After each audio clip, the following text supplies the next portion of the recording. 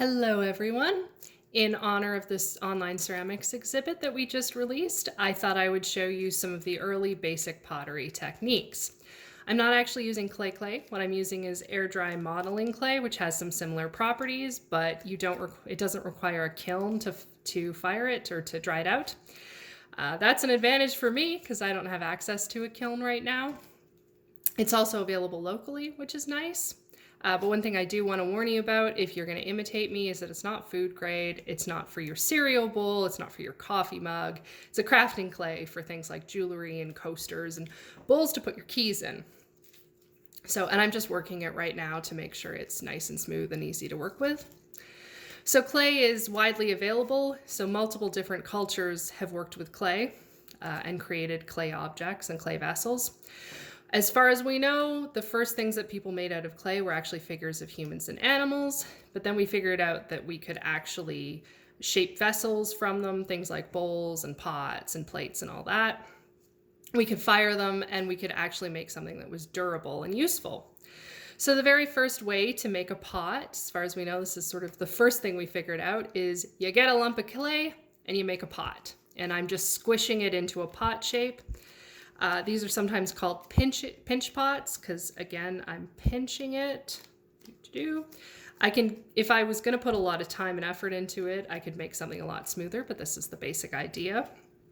You can see this kind of bowl shape. So this can make a pot. This is functional. It's hard to get something really complex with this technique. And it's hard to get something really big with this technique. It's easy for small stuff. It's a little trickier for the hard stuff. So one of our first big innovations was coil pots. So what you do is you make a snake, and my snake is going to be very messy.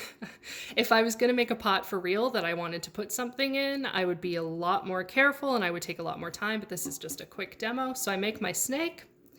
And then to make the base of my pot, I'm just going to make a spiral. There we go. Looks kind of like a cinnamon bun. I would like mine to be a little flatter. So I'm just going to squish it. There we go. Nice flat base. Now to build up the sides of my pot, and I'm going to make a very basic pot, but with coiling you can get slightly more complex forms than you can with a pinch pot. But I'm just going to make another snake here. Again, kind of an ugly snake. Not very uniform because I'm doing this very quickly as a demonstration. And then I just wind that around the sides of my base. It's a pretty short pot, so I'm going to do one more snake. Again, same technique, just rolling it out. This technique's not very hard or very complicated. It is a little more time consuming than the pinch pot.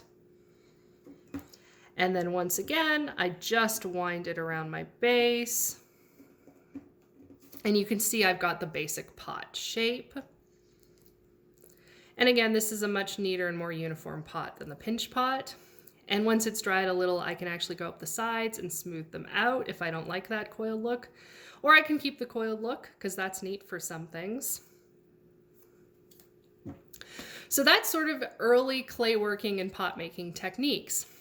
Now, the thing about clay is, and the thing that's very special about clay, besides being widely available, is that it's plastic.